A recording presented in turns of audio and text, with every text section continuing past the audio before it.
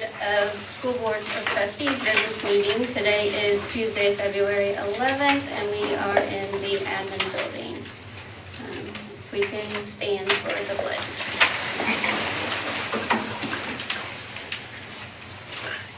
I pledge allegiance to the flag of the United States of America and to the republic for which it stands, one nation, under God, indivisible, with liberty and justice for all.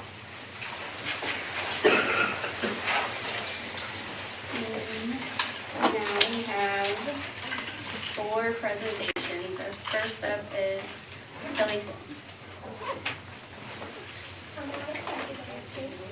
Thank you for having us tonight. I have our CHS academic team led by our amazing coaches and the smartest kids at school. Awesome. Right? I will let everyone introduce themselves, and they're going to turn it over to you. So their theme this year is Ireland, and I'm going to play a little game with you to see how smart you are. Uh-oh, nothing like being outsmarted by a bunch of high school.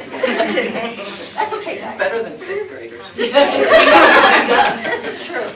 Okay, so my name is Judith Techano Medina. I am the coordinator for the academics teams at Connersville. And we have Mr. Caldwell, he's the English coach, Mr. Mitchell, social studies, Mr. Darwin Paul, he's science, and Miss Combs, she's math, and I do fine arts. And then we brought some kids today, so if you guys introduce yourselves, Bailey. Hi, I'm Bailey Mays. What I'm teams Lily. are you? What teams are Oh, I have different teams. Okay. Fine arts and English. I'm Lily Bischoff. I'm in math and science. My name is Paulo Mora, and I am on the Science and Social Studies academic teams. My name is Mackenzie Williams, and I am on math and science academic team. I'm Emily Bischoff, and I'm on English and math academic team.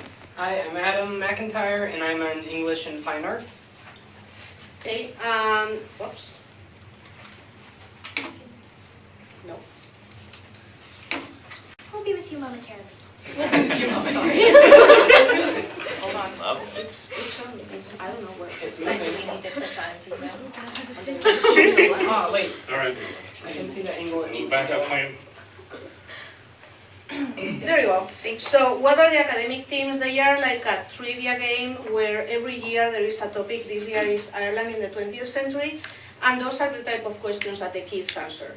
They have some categories. They have fine arts, math, science, social studies, and English.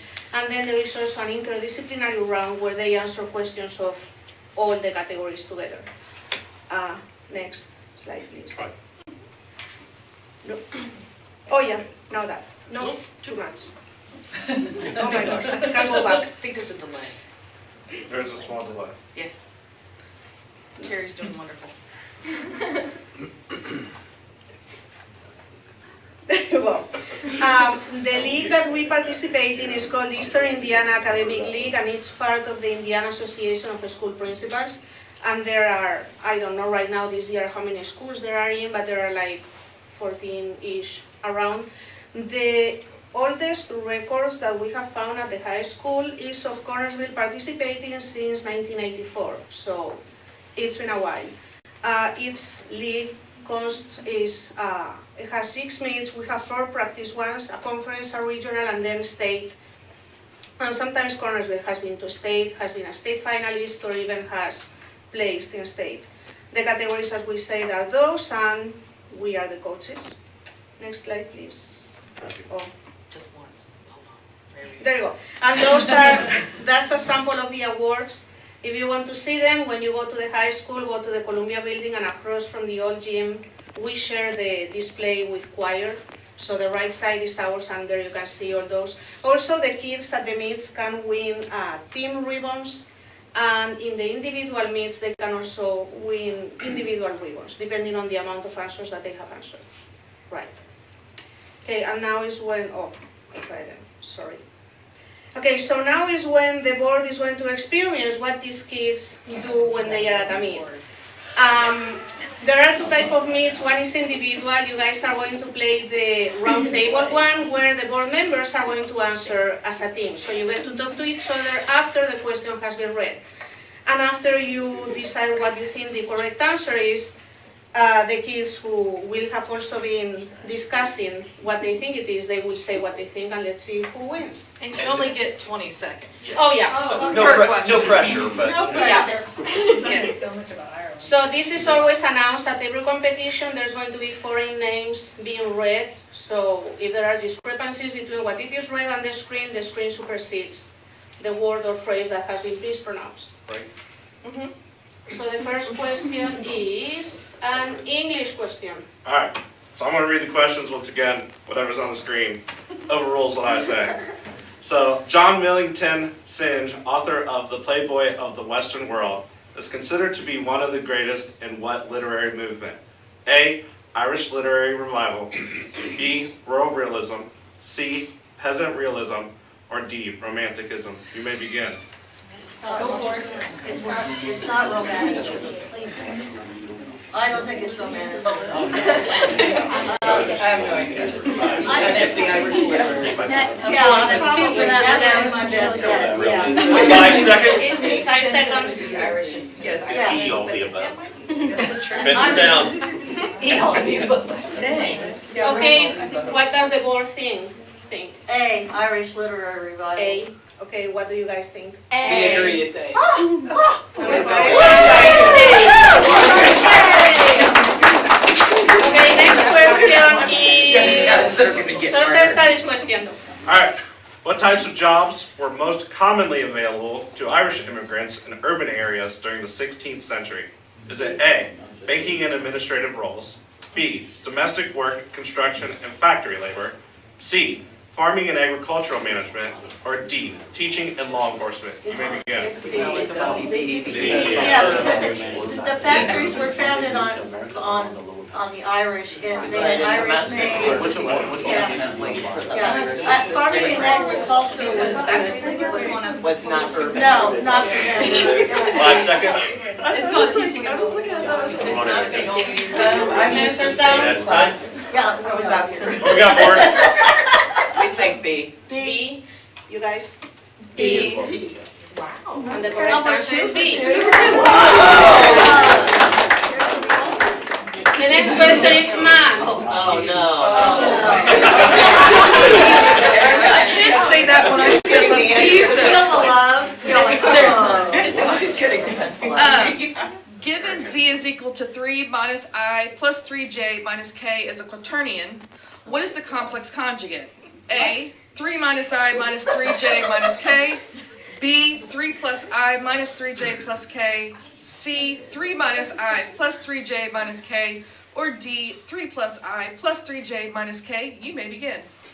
My last math class was 1965, guys. Except for when we're doing A, B, so when we go to C. I'm with Sasha. You're C. 5 seconds. C is the same. Yeah, I'm surprised. That's time. Answers down. All right, board, what you got? Say it, Erica. C. B. Oh. Okay. The correct answer is B. Wow. Next question is. Notice how I didn't read the math one, right? All right, number 4. Irish dance music is isometric, which means A, there's a pulse without regular meter, where each voice has a different number of syllables. B, there's a pulse and a regular meter, where each voice has a different number of syllables. C, there's a pulse without a regular meter, where each voice has the same number of syllables. Or D, there is a pulse and a regular meter, where each voice has the same number of syllables. You may begin. I say D. I think it's C or D. I think it's Yeah, I'm gonna say D. Because ISO would be 1. Right, yeah, so And it's metric either is C or D. D. So it's a pulse with a regular meter, and it's the same number of. 5 seconds. Okay. Best guess, but that would make sense. That's time. Okay, what's the answer? D. D. And you guys? We say C. C. And the correct answer is C. Last question today is science. What type of bonding makes the cohesion of water molecules possible to pull long columns of xylem sap upward with breaking down? A, ionic bonding, B, hydrogen bonding, C, metallic bonding, or D, covalent bonding. You may begin. Okay, water, hydrogen, and oxygen. I went with that, D with hydro. Yeah, water. Because it's non-metal. That's all we got right here. 5 seconds. That's time. All right, board, what's your answer? Let's go out on a limb now. B. B. Hydrogen bonding. B. And the correct answer is B.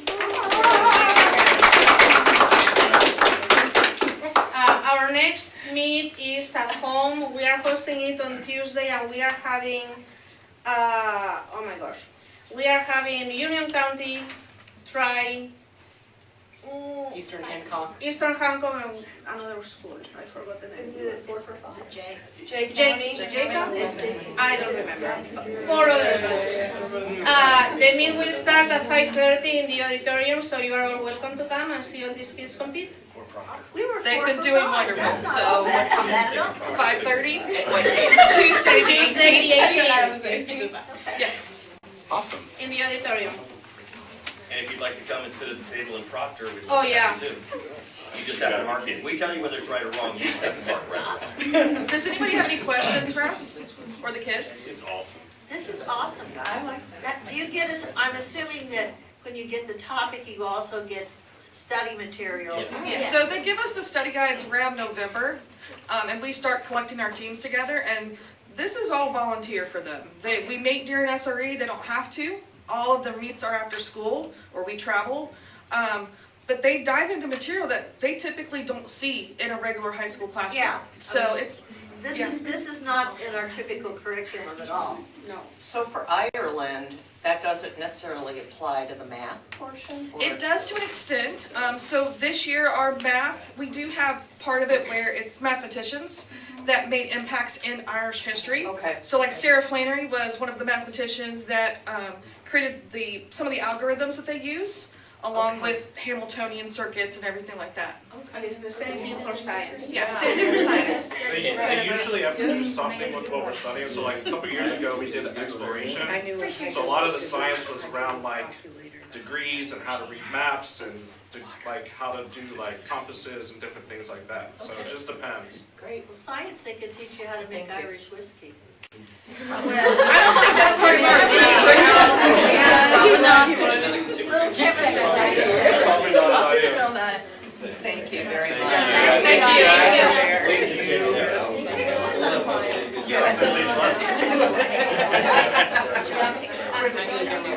We'll let them make it. You know you are welcome to leave, you do not have to stay. Yeah,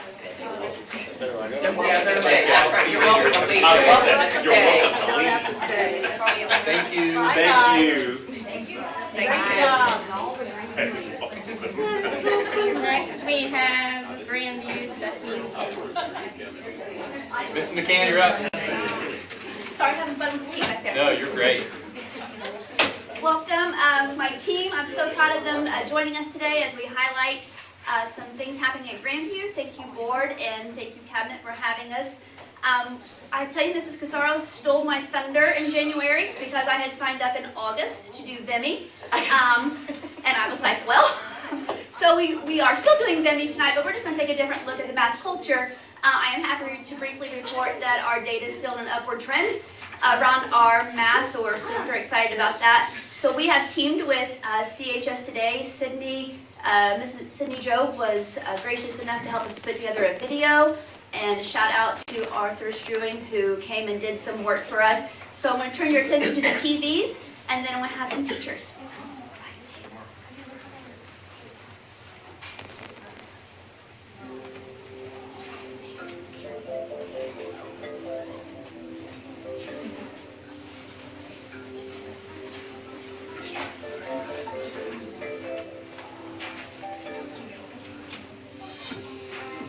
So for someone who's never heard of Venue Math, I would describe it as a teacher-created program for teachers as well as the interests of students in mind.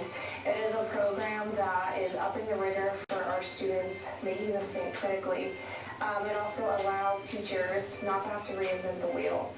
In the program, there is embedded assessments that are self-grading and targeted towards students to help them, again, think critically.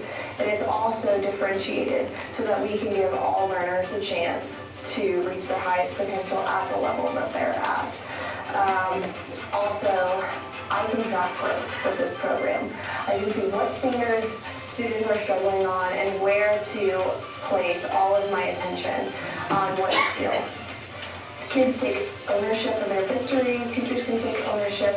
This program is just something that has empowered teachers, it's empowered our kids, and it's empowered our school. The culture around here has changed for the better. This program is truly revolutionary, and I can't wait to see how it unfolds. The best part about the testing is that it's usually between 20 and 25 questions.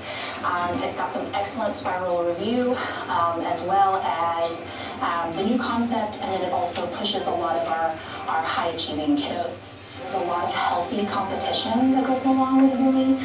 It really encourages kiddos to achieve higher than where they were the week prior. So there is room for kiddos to constantly get 100%, but there's also room for that growth component. If you get into VIMI and you're really familiar with it, you'll find that you can actually create alternative assignments, most of which are on the same skill, but there are 3 different levels that you can ask questions about, all pertaining to the same skill. That VIMI Math has helped me grow as a teacher, especially being back in the classroom after several years out of the classroom, is showing me different ways to teach strategies and math concepts that I hadn't thought of before. For example, we were working on time and telling time with the clock, and typically we just use a clock and we'd work on time that way, but they had us using kind of skip counting, and so that was a strategy that really helped my kids like pick up on telling time really quickly. And so they just have some different strategies that are showing us that kind of breaks down some of the skills that really help me as a teacher think of math in a little bit different way that helps my students kind of see it in a different way also. My students can take a different test called the VIMI 15, which allows them to only have 15 questions compared to sometimes 20 to 25 questions, so they don't have as much to take. Also, teachers can create a paper assignment that adjusts the rigor of the paper assignment. So the rigor is set with basic, and then it goes into kind of an intermediate or medium level of rigor, all the way up to the highest rigor set. Also, VIMI has an read-aloud option where they can have the tests and the assignments read to them. My special ed students are exposed to the same amount of rigor that gen ed students are exposed to, but they don't have to always have the same amount of questions. So VIMI does a great job of making sure that all students are exposed to the same standards, the same skills, but my kids don't always have to have the same number of questions and the same paper assignments or homework assignments that the rest of the students might have to do. How VIMI Math has made me become a better math student is it has challenged me, so I'm doing harder math problems more easily.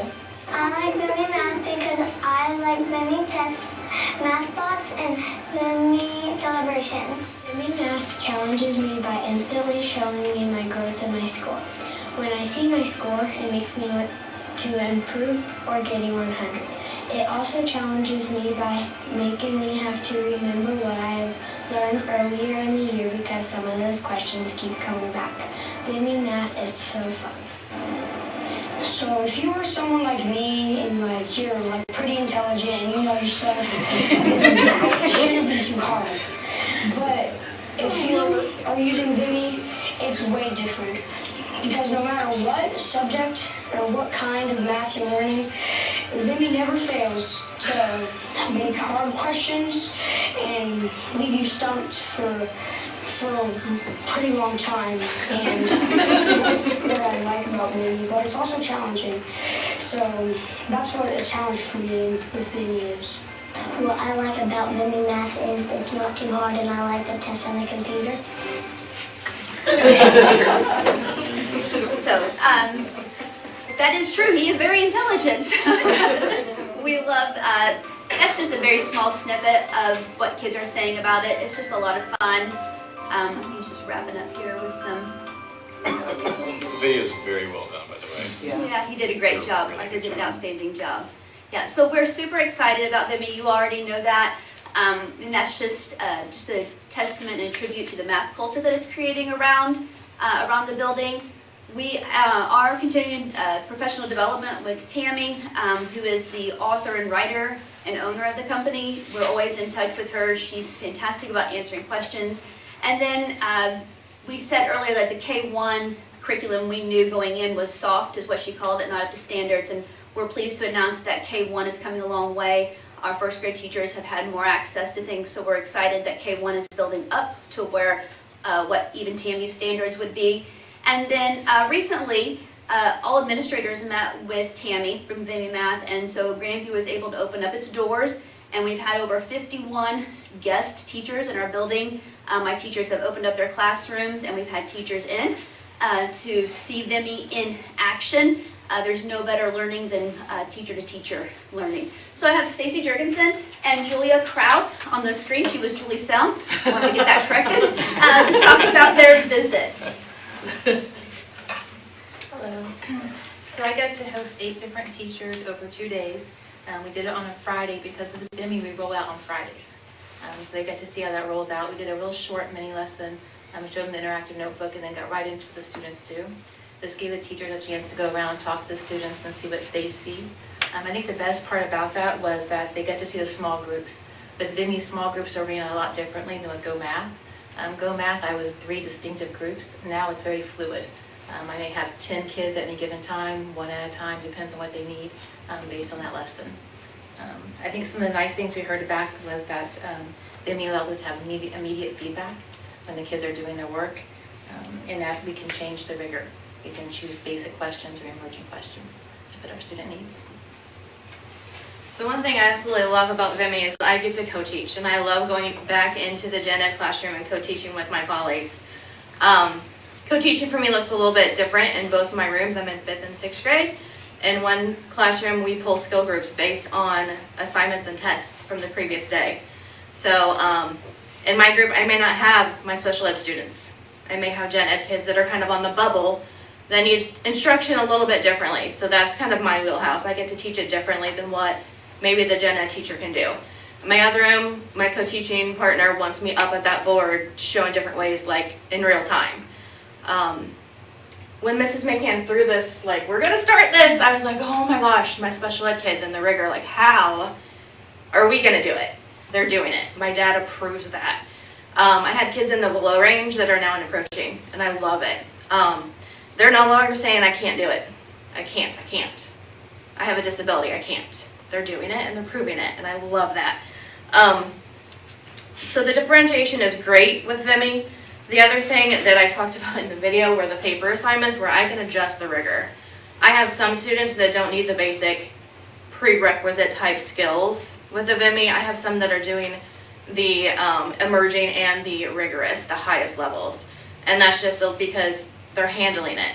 They're no longer scared of the iLearn test. They're actually telling me, that wasn't as bad as I thought it was gonna be, and I understood the questions. So they're not going back to, I don't understand what it was asking me, which is a huge change for me. This year, one of my goals, and Ms. McCann does this, I'm trying to break the stigma around special education. So Vimy's helping me do that in the way that I'm doing a lot more co-teaching. I do have one pull-out group with Vimy that I support with 4th grade, and that group is doing amazing as well. We're hitting hundreds, and they are on the Vimy 15. So they only have the 15 questions, but every week they're like, we're trying to get 100, Mrs. Krause, we're trying to get 100, and they are. And it's just because of the different differentiation that I'm using through Vimy and still hitting their IUP goals, and they're just doing amazing. So we want to keep Vimy so much. The kids are telling me, don't get rid of it, we love this, we don't want to go back. So please help us keep Vimy. I want to thank, we had Heather Smith. She hosted all of our first grade teachers, Kristen Day. She hosted all of our second and third grade teachers throughout the corporation. Mr. Crow, he did our fourth grade. We had fifth grade as Hannah Stone Street, and she's not here on the video. She was Heather Stone Street. That's another one we got to fix. And then Mrs. Jurgensen and Mrs. Krause did sixth, and she did fifth and sixth. So we were so excited to open up our doors. What we take away from this at Grandview, we talk about this all the time, is this was just proof to us that our kids can do hard things, and we love it. And now we hope to carry that through in other areas. Our kids have shown us. So you were hosting other Fayette County teachers? Yes. Yeah. Okay. Yeah, we had, and a middle school teacher. So we had Yeah. all, I think administrators, their goal was to send everybody. So we hosted over, I counted 51 names on our list. So over the last 2 weeks, we picked like 3 dates. My teachers picked the times. Like she said, we launch on a Friday, which is a completely different mindset. So you start your skill on Friday instead of on Monday. So we picked like a Friday, and teachers like, Friday? We're like, yeah, trust us. That's the launch day. So it's showing them everything from the pacing to like what it looks like, that culture shift and starting on a Friday. And then we set up time with our teachers to be out of the classroom after they were done teaching, and we got to post-conference. So they had a 15-minute pre-conference, like this is what you're gonna see. They taught the lesson, and then afterward we had a half an hour like debrief where we could walk them through the website, sit and talk to them, have those professional conversations. It was a great experience. So over 51 visits. Did your staff have to be trained in VIMI at the beginning of the year? Very fastly, very quickly. We got a call on Thursday, met with Tammy on Friday. Teachers were in the building on Monday. We trained on Tuesday. We started Wednesday. So it's proof that your staff can do hard things. Oh, my staff is fantastic. That's Yeah. amazing. Nobody I'm going to war with except this team right here. Yeah, absolutely. How has the impact been on, you said the kids weren't afraid of Eiler. Do we have, obviously we don't have a lot of data, but I would be really interested in seeing the data of how this new methodology impacts on basically a standardized test, which sometimes is a difficult situation within itself.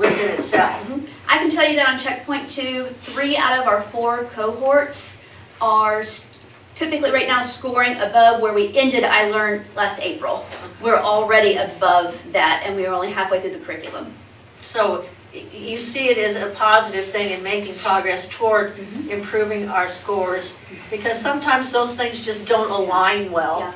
What's wonderful is when she wrote it, because it's written by a teacher, for teachers, she was in IPS, she went to her principal and she was like, hey, I want to try this, and she was close to retirement, and they were like, the principal said, go ahead, and she did it, and like, back then it was I-STEP, and she got these crazy results, and her husband was like, hey, like, we're still retiring. She's like, oh no, I'm onto something. So she stayed put and has continued to refine this curriculum. She is now retired, but has continued to refine this curriculum. So it just gets rid of a lot of the fluff.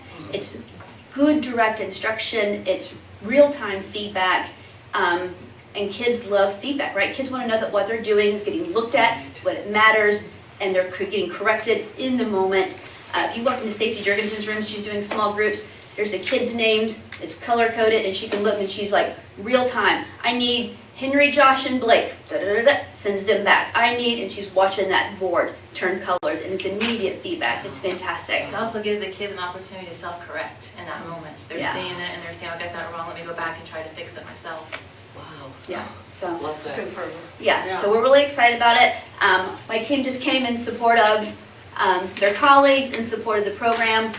We're excited about taking the next steps with our colleagues and showing them what we think is a very powerful program for students in Fayette County.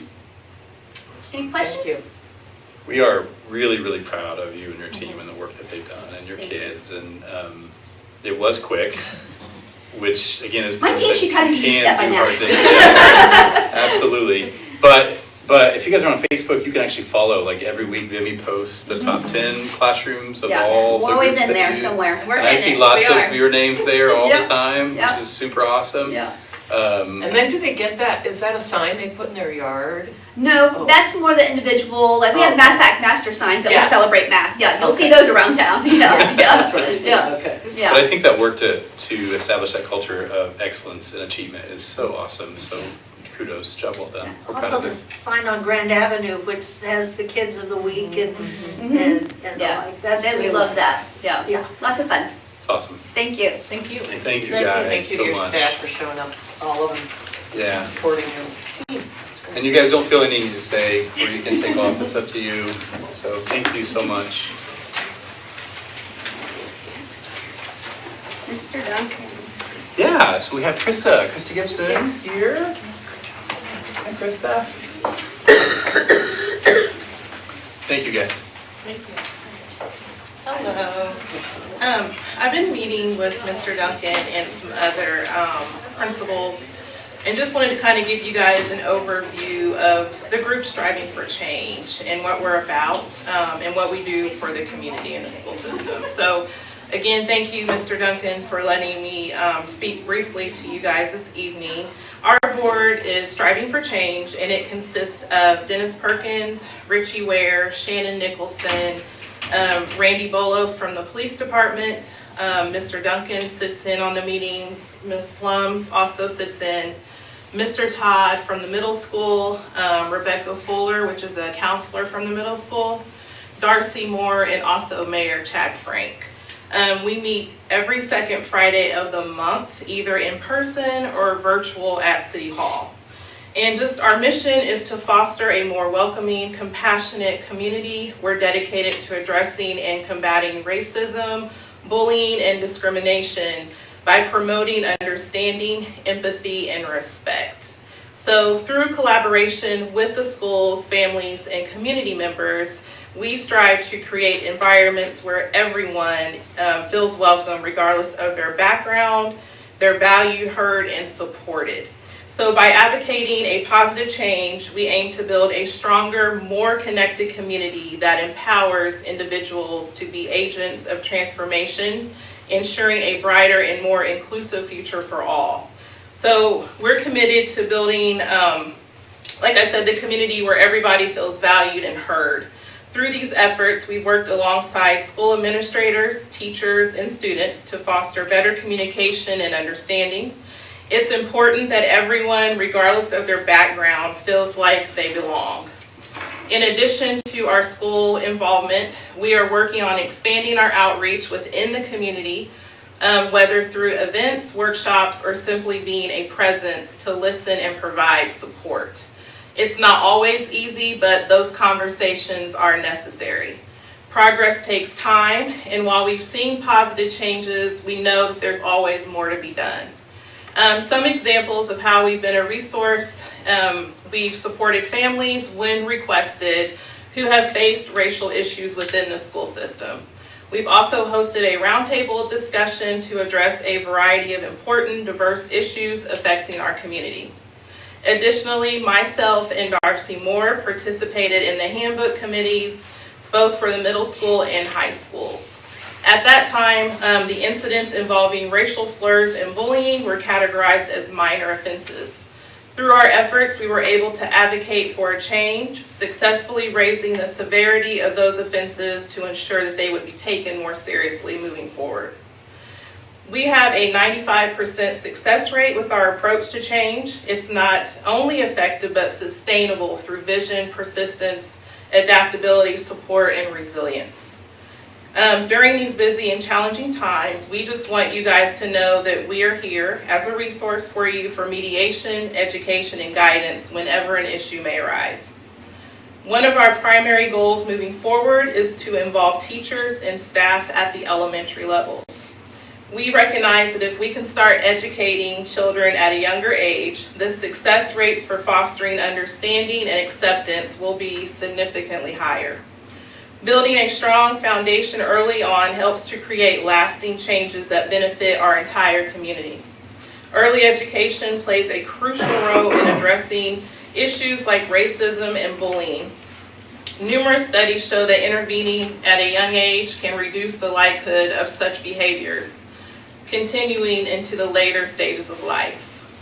Here are just some statistics of findings on the importance of early education and addressing those issues. According to the American Psychological Association, APA, children as young as 3 years old can start to show signs of racial bias. but these biases can be reduced or even eliminated through early education programs that promote cultural awareness.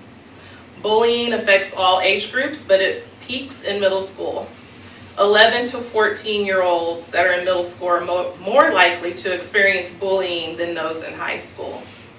They're often less likely to report bullying due to fear of retaliation or not knowing where to turn for help, but it's still prevalent. And those reports show that 1 in 5 elementary students do experience bullying. In closing, both racism and bullying are deeply ingrained issues that affect the lives of many of our young people, shaping their experiences in ways that can last a lifetime. The impact is not just emotional, but it can hinder a student's academic progress, mental health, and a sense of belonging in our schools and communities.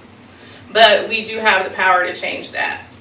By starting early, teaching empathy, and fostering an inclusive environment where we can create a generation that values, respects, has kindness over division and help. Addressing racism and bullying in our schools and communities is not just about intervention. It's about prevention, education, and making sure that every student, regardless of race, background, or identity, feels safe and valued. As we move forward, let's remember that the work we do today will shape the future of our community and schools, creating a space where everyone feels heard, accepted, and empowered. Together, we can create and change. I just want to invite anyone that's interested in contributing to our cause to attend our meetings or reach out to any one of us. We're always looking for new ideas and new voices to help guide us in making Connersville a more welcoming place for all of its residents. Together, we can continue to push for change and make sure that we work and do that impactful work for our future generations. Once again, thank you, Mr. Duncan, for the opportunity. Thank you for the board members of Striving for Change for their hard work, dedication, and passion for our mission. And thank you for your time tonight and your attention to create a better community for our school system. Are there any questions about what we do? The only question I have, do we have a policy on what's labeled a hate action, I can't remember it. I honestly don't know off the top of my And head. we're redoing all I would the assume that would be part of our bullying anti-harassment policy, but I would have to dig a little bit. Yeah, I would assume that's part of that, so. It's in the handbooks. And when it rises to the level of hate, what things lead to take it to that level of hate? Because that seems to be pretty intense. Hopefully we don't see a whole lot of that manifests itself in some really nasty things, but and I think that's what is the good thing about us meeting monthly, especially with Mr. Todd and Ms. Slum. We always get like updates if there's anything that we need to help with, if there's like any mediation, those types of things that may arise. But as of right now, it's been pretty good, so. I'm just glad somebody is really addressing this, because middle school kids, that's where it happens, and they're so out of sorts themselves, trying to find who they are, and they look to adults, and sometimes the adults that they look to have some of the same issues that we're trying to combat, so. And that's one thing that was brought up at our last meeting. We're trying to find ways to implement the elementary schools, because we feel like, as I said, if we can start earlier, then it helps that issue that's going on in the middle school, so. But that's one of our goals. Well, what is that old song, you've got to be taught before it's too late, before you're 6 or 7 or 8, to hate all the people your relatives hate.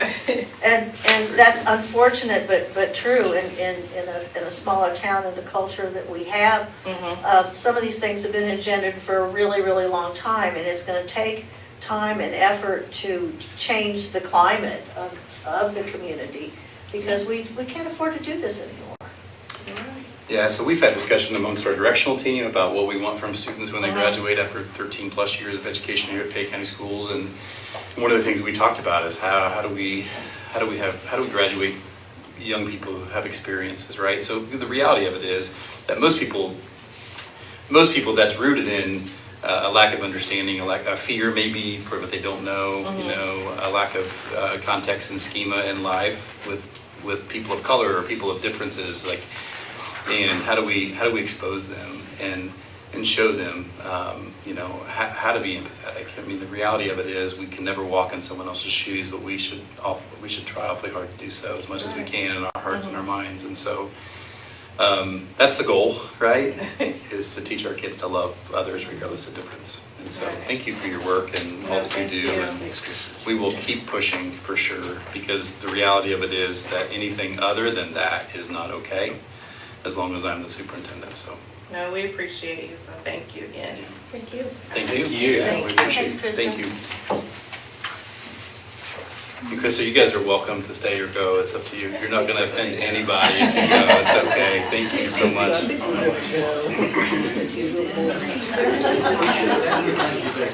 No, thank you guys. Take care, you guys. I can tell you It was for you.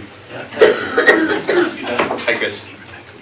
Good evening. It is a pleasure to be in front of you again. It just felt warm walking in here. It has been a while, so I'm glad to be with Probably you. because Kim turned the heat up. I mean, that's probably the biggest reason. Could be it. I just thought it was you guys giving good vibes. There you go. See, I'm giving good vibes. Welcome to the newest board members. Congratulations. You're joining a great group.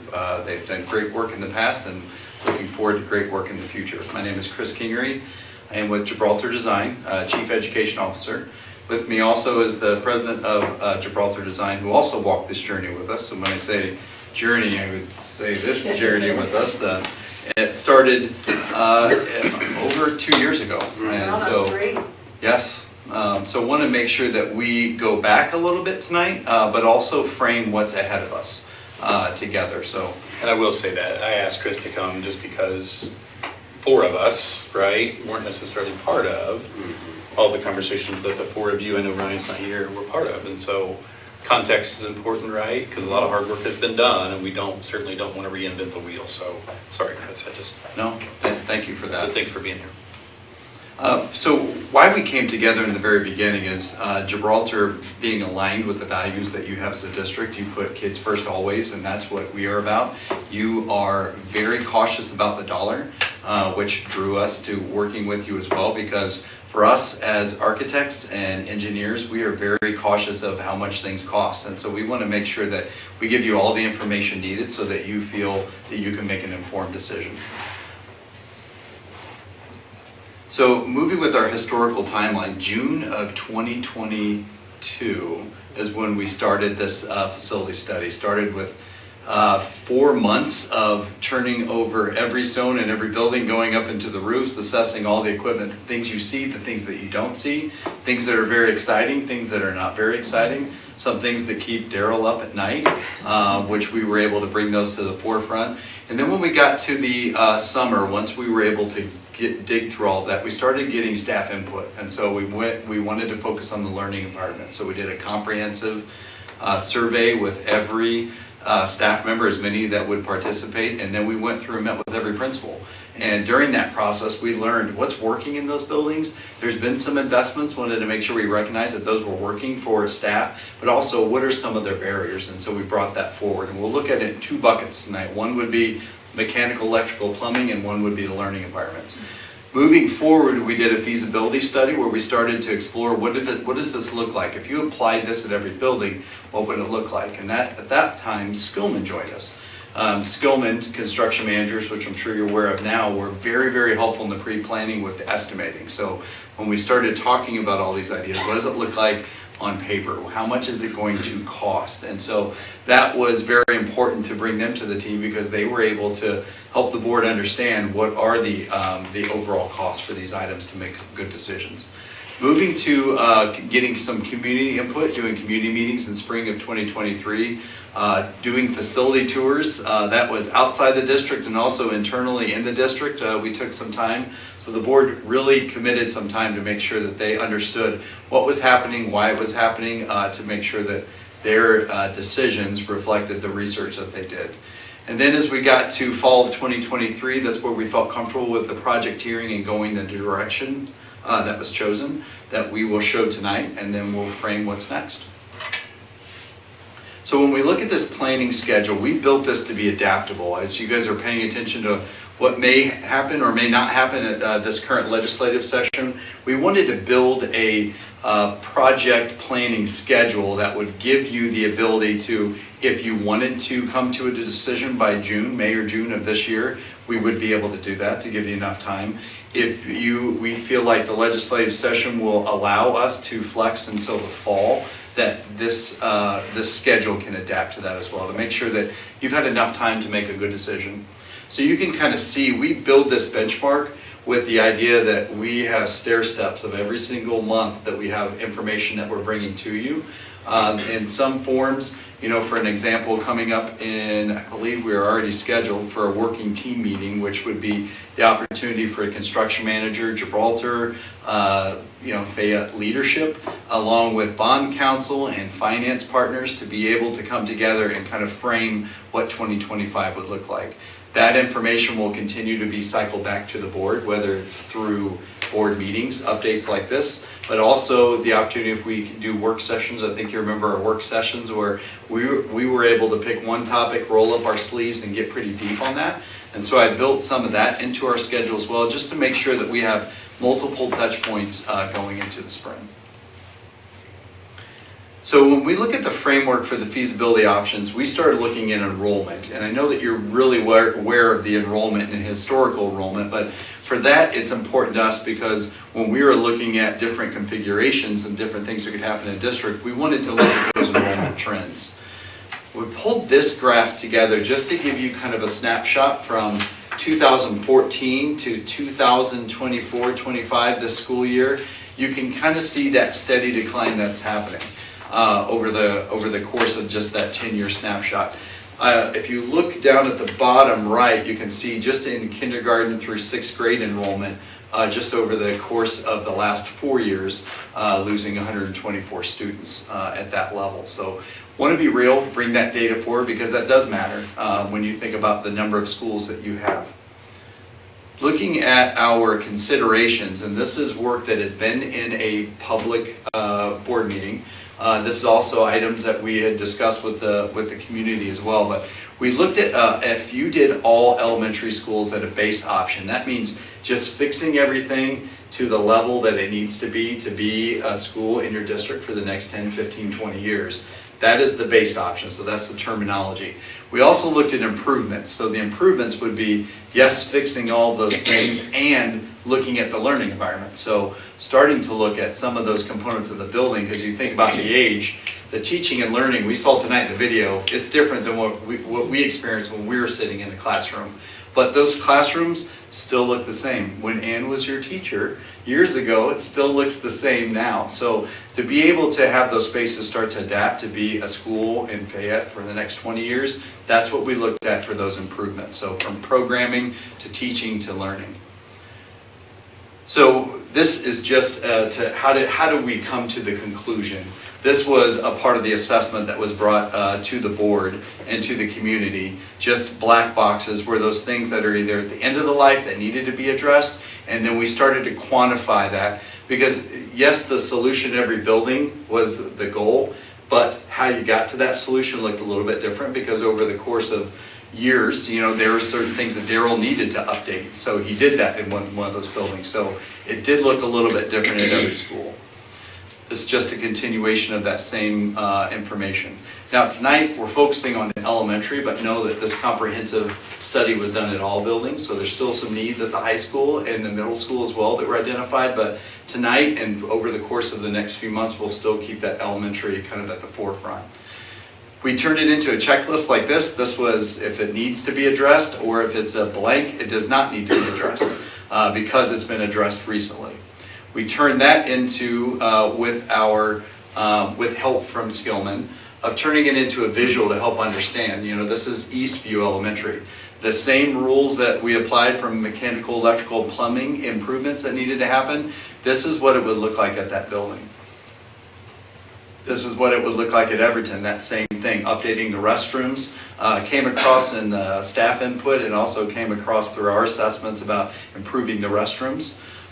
This is what it looked like at Everton, and this is what it would look like at Fayette Central. You can kind of see from the guide, if it's light blue, that just means kind of like light work.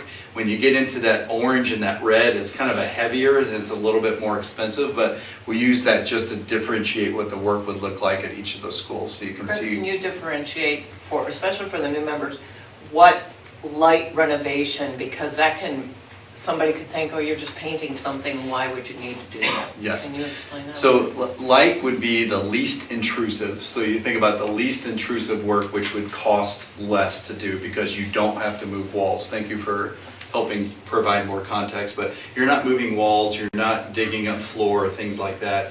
You are fixing things that are easy to get to. That would be like changing the lights out like they did in this room, and you can see the difference that it makes. That would be considered something that's a little bit light. When you get to that orange or that red, that means we are gutting and pulling fixtures out. We are moving walls to make that space bigger. We are getting into the floors. We're getting into the ceilings to change some infrastructure. So it gets a little bit more intrusive, which means it gets a little bit more expensive. So good. Thank you for helping with that scale. And then you can see, and can I go back?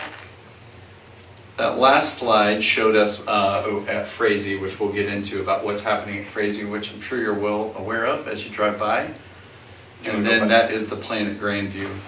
What you see on this matrix is, I just wanted to identify, because I always feel good when I have a checklist and I start to be able to check some things off the list. What you see bracketed in green is the work that's being done at Frazee currently. So addressing a lot of the HVAC, some plumbing concerns, electrical, and then some of the architectural things there that needed to be addressed.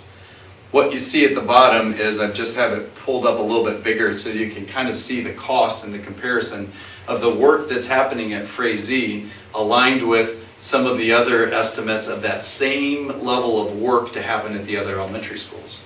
Now, I did promise Skillman I would share that all the data that you are seeing today, yes, it's been shown in public meeting, but it was also from 2023. And as we know, from 2023 to now, some things have changed, construction costs, some other things have gone up, that escalation, so just want to make sure that that's at the bottom of every single slide. So when you look at this, just a different way to look at the same information, this would be that 5-school base option. That would be to do what you're doing at Frazee right now. If you did that at your other 4 remaining elementaries, that was the anticipated cost. Now, the school board at that time made a very good decision of, let's start with one school that we know is going to be in the inventory of Fayette schools for years and years to come, just from location to site to all the things that are working there. And so we started that benchmark that we've created, and we applied it to Frazee. And so now we're at that point to continue that conversation to, let's start looking at the other schools. Chris, can I ask a question just real quick? When you say those are base, does that literally mean when we went to bid, like, because we know we just accepted the base bid on Frazee, but it didn't include corridors, extra casework, like that kind of stuff. Was that number we see with all of those base bids included? That was, does that make sense? That was included with the base and all the alternates that were in, so yes. But then we, of course, came in a little over what we expected in terms of budget. And later on, I'll get into the conversation about reestablishing what that benchmark, because what you've applied to Frazee, we're assuming that you're going to want to look at that same level of benchmark, reestablish that for the other elementary schools, which Skillman will be helpful with us to get that done. Thank you. So looking at the this next piece, we looked at the base option, then we went into those learning environments, and if you were going to improve those learning environments and start talking about the refreshes, it would be this slide, which you've already seen, and these yellow areas that were identified as the biggest priorities. Updating the media center for being a hub of learning. If you notice up there at the top, Everton's not checked because that was done prior to us arriving. So there has been some investments into the schools that we wanted to make sure that we reflect. But if you were going to do that across the board, you would look at doing that at Grandview, look at doing that at Frazee. So we looked at it 2 different ways. And as you move forward, you'll start to see, what does that look like at Eastview?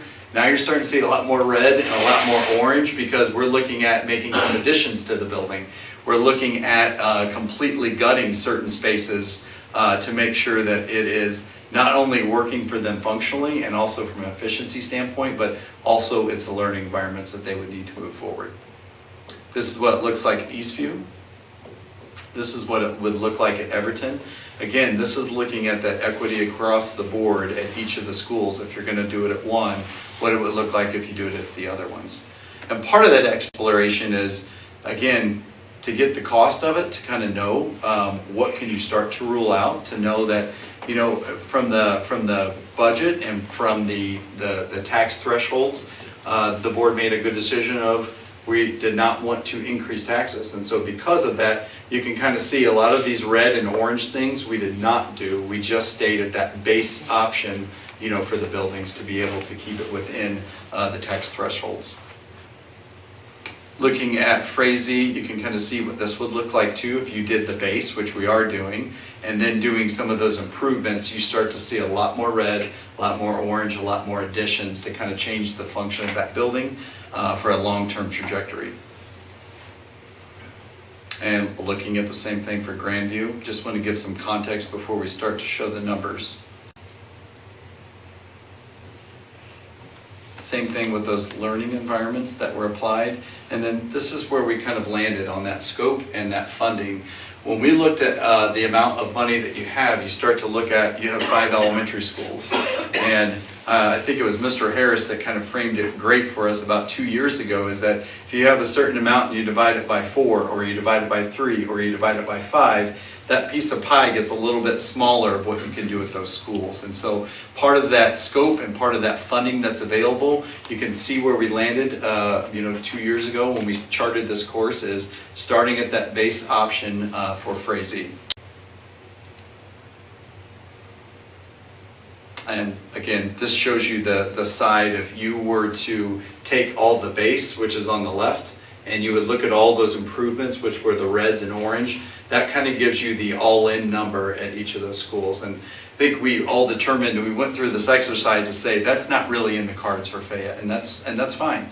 But wanted to make sure, we wanted to explore that, to know that it was not a feasible option, moving forward. Looking at what's next, Superintendent Duncan mentioned it, and in going through the project of that base options, there were some additional components that have been added, which is, once you start to get into a project of adding, let's look at some things in the hallway corridor. Let's start to look at some things where not only are you fixing, the stuff behind the walls, which is going to be really important. The HVAC is going to be a huge upgrade for that building from an efficiency standpoint and comfort, but also let's start looking at some of those aesthetic things. So there is that new benchmark that's been created of the elementary schools, elevated a little bit. And so this is kind of setting up, what are we going to be doing for the next few months together? And it's aligning that scope of the remaining elementaries with some available funding. And part of that would be having the finance partners come in to be able to explain to you what are those thresholds, what does the debt look like, what is it going to look like in the future, and what are some of the option and pathways that you have moving forward to make some decisions. Now for us, what's going to happen over the course of the next month until we revisit again, we've established some meetings where we're going to continue to have this conversation with Skillman, part of it with your school leadership, to start doing some work behind the scenes to be able to prepare and be ready to bring you information at board meetings. We have that working team meeting scheduled, reestablishing that benchmark for the elementary schools, potential school board work session once that gets finalized at some point in March. And then advancing those options with that new standard, so you can start to see $2025, $2026 about what would that same benchmark look like if you were to apply this at this school. And then finally, just aligning the scope at the remaining elementaries with available funding, which we plan on being able to come into a landing May or June to be able to have all that information for you. Awesome. Thank you. When we watched the video of Vimy Math, I saw something that I would not have seen unless we had done this work with you, and that was in one of the scenes, the teacher was talking, and behind her on a bulletin board were a bunch of papers that were blowing because the radiator or fan or whatever, and we talked about that. I would not have noticed that had we not done this work about kids that sit near that are either cold or hot, or there's noise as a result of that. Not to mention, just every time the fan goes on, I'm sure that teacher has taken, things have flown off of that bulletin board. And we learned that through our tours that, you know, that older unit that is no longer, you know, I guess the greatest option for a classroom is in just about in the other 4 elementaries. And so the end result for Frazee is that air is going to be coming up and it's going to be blowing out over the top and spread out throughout the classroom versus coming from that one central. That's a good notice. Also to Chris, one of the really nuts and bolts things that comes to me, and I think Dustin remembered, how many plug-ins were in the classroom? There was one behind my desk and there was one on the wall, but we only needed one. And now we have the chargers for the Chromebooks and all that good kind of stuff, and you can't have something gargantuan plugged into that one thing, or you're going, you weren't there when we blew all the fuses at the middle school. I was. It was not pretty. It was right outside my classroom. So just those practical kinds of things that you don't think about. The buildings that were built prior to all the technology, and you got to dig in the walls and to redo all that electrical stuff. We just didn't have options because it was just not functional anymore. So, and that was the beauty of that big report that these guys did. We saw pipes and we saw plug-ins and we saw all kinds of really interesting things. So returning board members, I know you know this, but new board members, I want you to hear this. Working here and working with you and partnering with you is personal to us. Felt like we got to know your staff, got to know your buildings, and helping you chart a course for the future is, we're glad to be a part of it. We're not afraid of the work, and so if we have a board work session or we have a board meeting and it's happened, somebody has an idea that they would like us to explore, we're going to go back into our think tank and we're going to bring that forward so that you have that information. So know that we are an open book to be able to bring whatever information that you need moving forward, but we'll stay with that schedule that you saw and make sure that you feel well informed throughout this process. That's good. Just a couple things, if I can. Number one, we don't know what the future looks like in terms of facilities yet, right? Mm-hmm. So we have some very hard decisions in front of us, and I say that as we as in the board, right? A lot of responsibility, we know that, to make informed decisions. Well, what I do know as a superintendent is when variables change, especially large variables, that you can't continue to operate the same way that you always have, right? Like it just is what it is. You know, Randy and I were talking, Mr. Harris and I were talking earlier about how on this wall behind us, there's a whole wall full of buildings that used to be part of Fayette County School Corporation. And each of those were tied with memories and lots of things, right? But many of them are no longer standing, certainly no longer in use. And so I'm not saying that to say that we're making decisions right now to close schools. I'm just simply saying that when variables change, decisions have to be made, right? And so we have seen, we know this, 57 kids on average a year for the last decade. You know, we're making decisions, we're busing children from inside the city center to some of our county schools and moving kids into different areas. We've done some redistricting to do that. There have been some things that have happened over the course of time to do that. So we have to look at all variables, right? And that's what obviously Gibraltar will help us do to make very informed decisions moving forward in the best interest of our school corporation. And its longevity, right? And making sure that we are fiscally solvent, fiscally sound. Obviously our legislature right now are doing some things that are concerning that, you know, if the property tax reform comes to be what it is and to get passed today in committee, you know, that's $900,000+ in funding in our operations account next year. That turns into 1.2, that turns into almost 1.4 in the following year. And so again, that's another variable that most likely could change, right? In some form, we don't know exactly what that final form will be. But again, you just can't keep operating the same way when those variables change. So very hard decisions in front of you, right? So to Chris's point, Chris mentioned a work session that we have coming up. So we're meeting on Friday with Baker Tilly, with Ice Miller, all of our bond folks. There are lots of ways to attack the middle school debt that's falling off, right? You could decide that we're going to take on the entirety of that debt at once and stretch it out over a longer period of time, right? You could say we're going to take out $8 million now, address one of those needs, and have that be a shorter debt term, right? And we'll show you all that. And then you'll have more borrowing capacity than in in a shorter period of time, if that makes sense. Like, there's lots of options there. And so they're gonna lay all that out for us. Well, Mr. Harris and I will have some asks for them to say, hey, we wanna see this in a graph form to show our board, we wanna see this, we wanna see this. So we can bring that in front of you and you have all the options on the table. And so, you know, I know the conversations are difficult. I know the decisions are hard to make, but I thank you in advance for your work doing that well, and with empathy and with care and with all the things that we need to have to serve kids well, right? Because that's what it's about. That's what it's about. Excuse me. So, questions at all for Chris? Did a nice job of giving a very short overview of 2.5 years worth of work in about 15 minutes. If anyone new wants to check out my binder, I have one driver's too. license. I have one too. So do I. Yeah. So do I. But this presentation, if you haven't, I know we got a new iteration here recently, but we'll that should be available to you so you can look at. I know some of that was hard to read because it was small. You can take a look at that and make sure you fully understand it. We are going to have a 1028 hearing this evening during the board meeting that will essentially ask for permission to spend some additional dollars at Praise E. As I mentioned before, just in my comment to Chris, my question, the bids for the entirety of the project came in a little higher than what we'd hoped. And so if you remember, we only accepted the base bid on the project. When we got down to brass tacks and we started talking to teachers, we heard very loudly that we don't have enough storage in those classrooms, right? So we need to address that because I think that is a legitimate concern. You know, the corridors weren't part of the base bid, so we weren't going to do any carpet and paint in the hallways. Well, that wouldn't make any sense.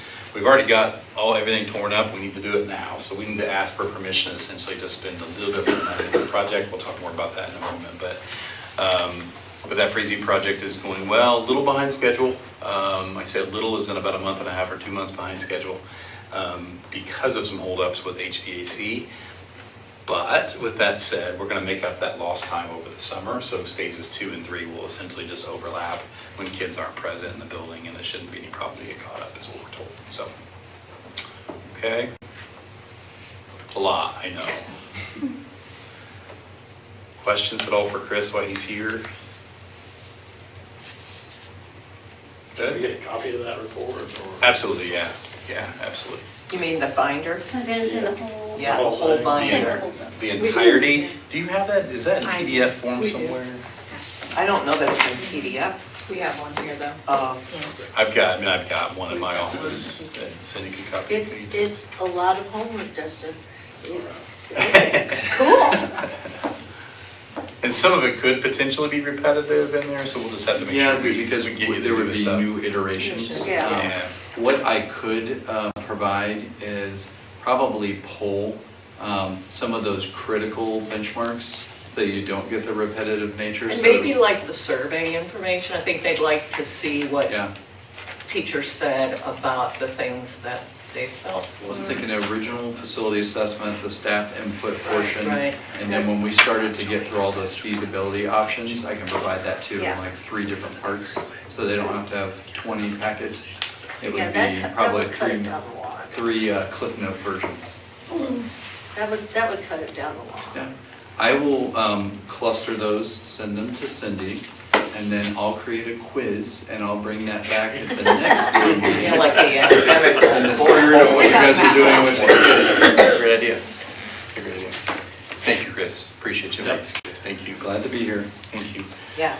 I'm going to throw. Would you care to introduce yourself since Chris wasn't able to? Oh, Jim Johnson, architect and president of the college. Thank you very much. Pleased to be of service. Yeah. Thanks, Jim. Thank you Thanks, guys Chris. so much. I'm going to throw a little bit of a curveball here because Jelaine is here, and I don't want to have you wait to the very end of the meeting. So if you want, to, Jelaine, just real quick, I'm so sorry. No, it's okay. Good evening. My name is Jelana Risch, and I teach 7th grade at Connersville Middle School. And I appreciate the opportunity to come tonight. I wanted to invite you to our charity basketball game that will be held March the 19th from 4:30 to 6. I would love if you would be participants. I'm looking at you, Erica. I have asked Zach to play as well. But you're certainly welcome to come and just see all the fun and excitement. The charity, yay, thank you. The charity game is going to be donations, goodwill, or free will, and cans and cash for community sharing.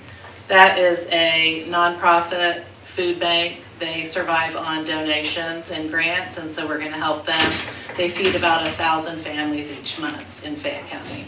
So please mark that down on your calendar, and we'll see you and have a good time. 4:30 to 6. Joanna, we've done this, we didn't do it for a few years, but this is something that it was actually started.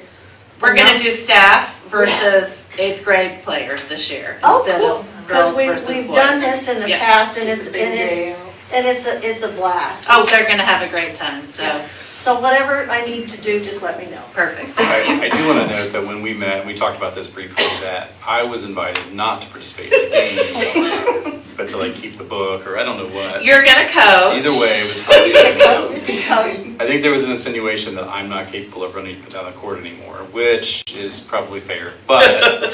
I'm just concerned for your well-being and health, I guess. Thank you. I appreciate All right. it. Because that makes you feel so much better. Yes. You're going to be doing it, right? No. You're being a cheerleader. I can do that. But I'm not running down the court. I did that once already. Thank you so much. Yeah. I've done the donkey Oh, no, basketball. that tears up, that I've tears done up the that. floor too badly. It wasn't fun. Actually, it was fun. Oh, okay, but that tears up the floor too badly. So we'll be, 8th grade boys and girls? Yes. Oh, cool. So it's awesome. Got a lot of people ready to go and have fun and dunk Well- and make some baskets and. The last time we did this, which was pre-COVID, because we had it scheduled for March of 2020, and it didn't happen because we missed it by a week. Right. It was really sad. But in the years previous to that, we had raised somewhere over between $2,000 and $2,500. Wow. And it was all free will offering that Yeah. a lot of businesses in town, I think we gave away more, 2 liters of pop than I could ever begin to think of. Well, I'm glad to see It this was- come back to our building and It I'm was, looking forward to it. it was a fantastic, fantastic thing, and I think we've done it for about 10 years until COVID hit. I think it was. I've got It's the time for it to be revived. Yo, absolutely, that's so cool. Thank you guys so much. Yeah, thank you for your work on that. We appreciate it. Thanks for the invitation as well. Even though I wasn't invited to play. I was neither, she said, I asked her. Yeah, he's a little upset. I You're have, more than welcome to have my spot. I have vintage T-shirts from the previous one, so anybody who wants one may have one. Motion to approve the agenda as submitted and amended. I'll make that motion. Do I have a second? Madam President, I'll make that, I'll second that.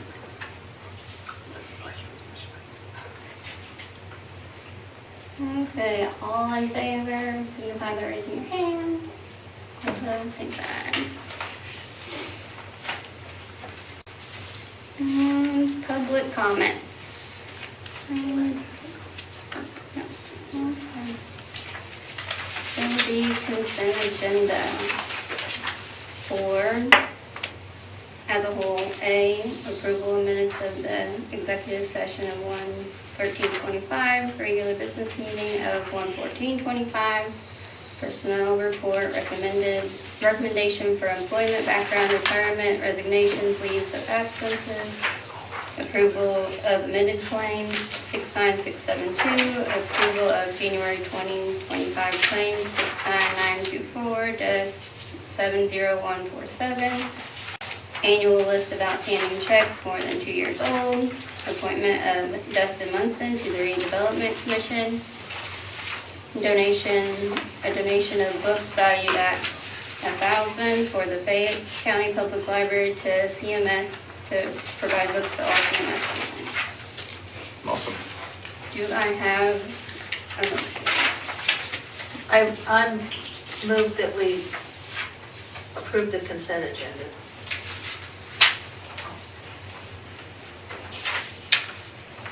Okay, any discussion? All in favor, signify by raising your hand. Opposed?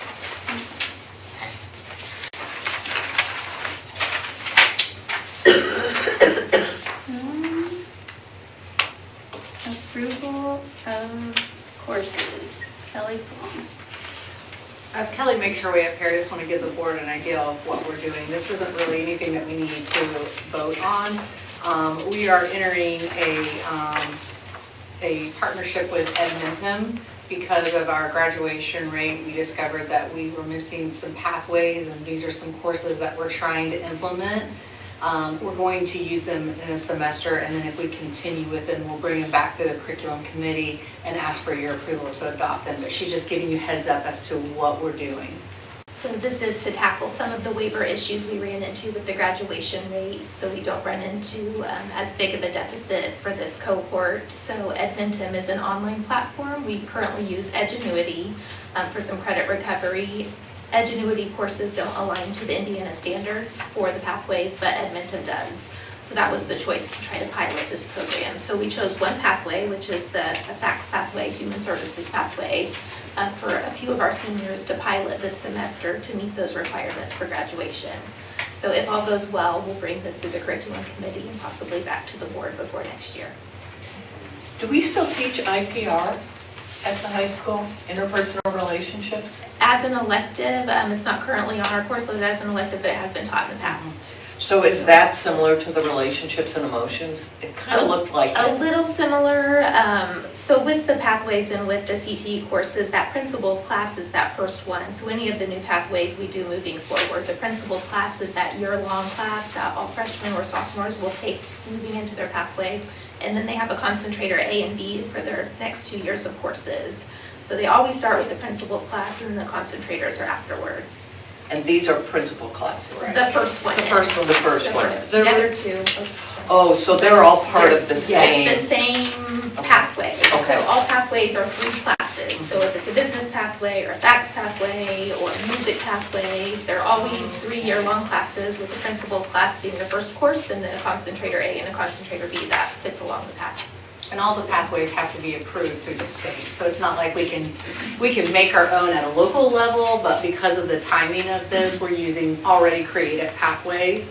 And this is one that Edmonton suggested that we use. And when you look at that relationship and emotions class, when you dig down to the actual skills that are taught within it, it's really focused more on critical thinking, problem solving within the workforce. So things that you would deal with when you're dealing inside of a workplace. So it's very broad in terms of the relationships and emotions, but when you look at the actual content of the course, its focus is more on problem solving, critical skills, and then taking constructive feedback. You know, things that some of our kids today really struggle with, especially those that were used to that COVID type of learning. I think we have to really go back and help our kids with making eye contact. We saw at the industrial panel, you know, kids making eye contact when they're talking to you, you know, reaching out to grab someone's hand. A lot of these classes and the courses and the skills that are embedded within these courses are those types of skills. This is just a pathway under that. It's a broader pathway. I know I don't know when it was it our last meeting, and you talked about you were developing like 15 pathways or 13 or something. At some point, can you come back and maybe walk us through that? We will, and that's why right now we just needed to get this underway with Edmonton, and we just wanted to let you know that we are working on the deficit that caused us to have that 70% grad rate. But we don't want to, you know, you can't have that knee-jerk reaction and buy into something and then it not fit the needs of our kids. So this is where we're starting. We're starting very small. We're going to make sure that it works for our kiddos. And then we're working now, we met this week, we're working with the high school and the teachers of how do we create these pathways that are going to benefit our kids so that as they work through them and leave us as a CHS graduate, that it is something that they're going to be able to take with them. So we will come back after. This is just kind of a way for you guys to stay on board for what we are doing so that you know that we are addressing that 70% and making sure that we're not in that same deficit when we get to it next year. So again, we don't need to vote on it. It's just, we just want you to be aware of it. And then if it is something that we feel our kids are successful with and it provides us with more options than Edgenuity, we will probably switch over and ask you to approve the contract for Edmonton versus Edgenuity. So this is just kind of really just giving you some basic information. Any other questions? Thank you. Thank you. Thank you.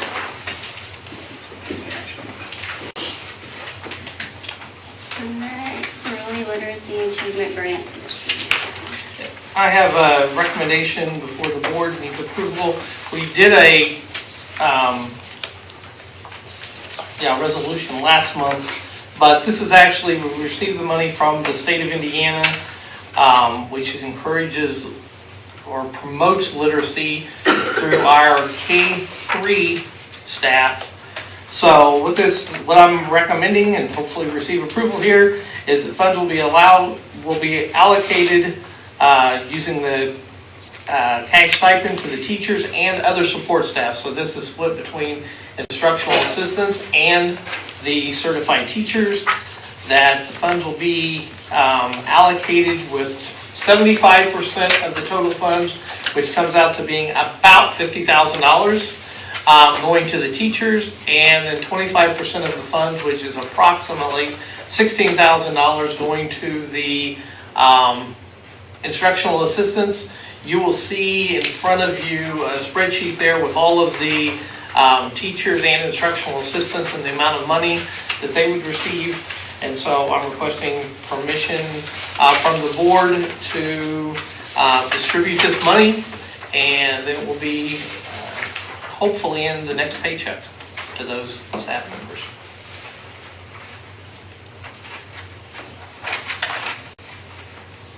The state does give very strict guidelines as far as the distribution of that money. Had to be working within a K-3 classroom, essentially providing foundational reading skills for kids during the last school years, the 23-24 school year.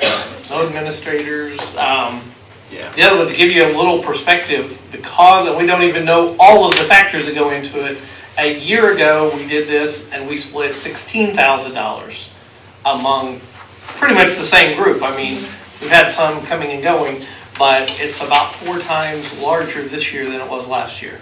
And that's based on our iRead 3 scores, Yeah, the growth based on that we improvement made. growth. Improvement growth. I'll make the motion. Second. I'll second. Any discussion? No discussion? All in favor, signify by raising your hand. Opposed, same sign.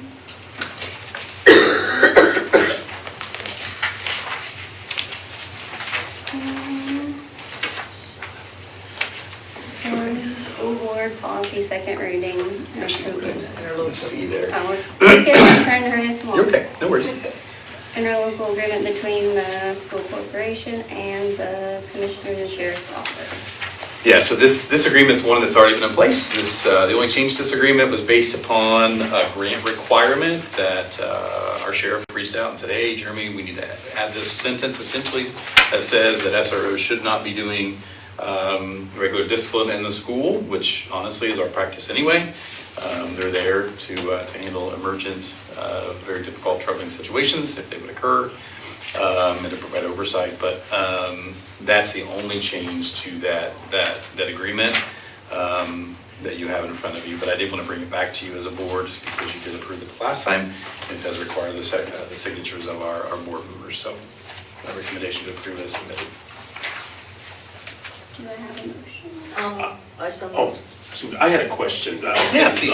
Under Article 5, duties of the school resource officers, and Jeremy, maybe you can keep us up on with the investigations being conducted by ICE now. What is our policy as far as ICE officers, federal agents, going to SROs or being on school property? You know, I have my own view. You know, when I was on the road, I did a number of ICE arrests with illegal aliens or individuals, however you want to label it. And they also assisted me, so I have my own ideas there. But here, and in particular, I know that a lot of ICE agents will use administrative search warrants, which if I'm a SRO and I have an ICE agent come to me and show me administrative warrant to come into the school, I'm going to tell them to pound sand, just from my experience. Administrative search warrants are not made, they're there for compliance. for record keeping, they are not based on probable cause.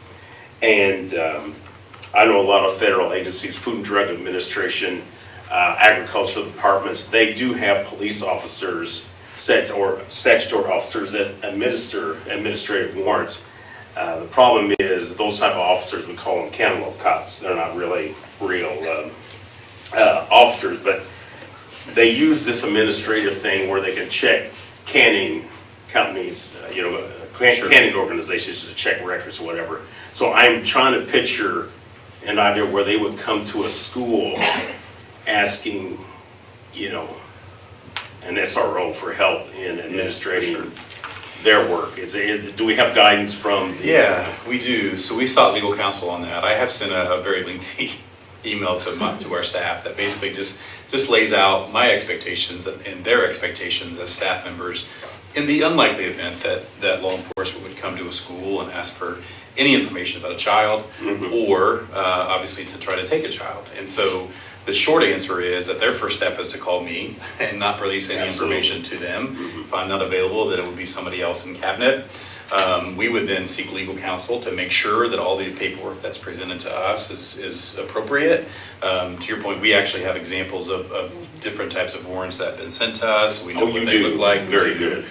Yeah. So we've worked through that process. I think we've given our staff pretty good guidance on that. Ultimately, number one, we keep our kids safe, right? So we do that. And safe from legal action. Absolutely. Is a big part of that. For sure. Ultimately, number two, we have an obligation to make sure that that they present the appropriate paperwork. But then finally, if everything has been vetted, then we have the obligation to the rule of law too. Sure. To do what they've asked us to do if they've given us what they need to give us. So, yeah. So all that's been sent to all of our staff. All of them have it. I've asked Daryl to share that with our bus drivers as well. And so I feel like we're in a pretty good place that way, and I feel like people are informed and know what to do if that happens. So I feel pretty good about it.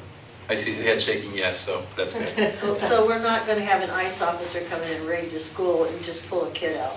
Absolutely not. No. No. Thank you. Yeah, thank you.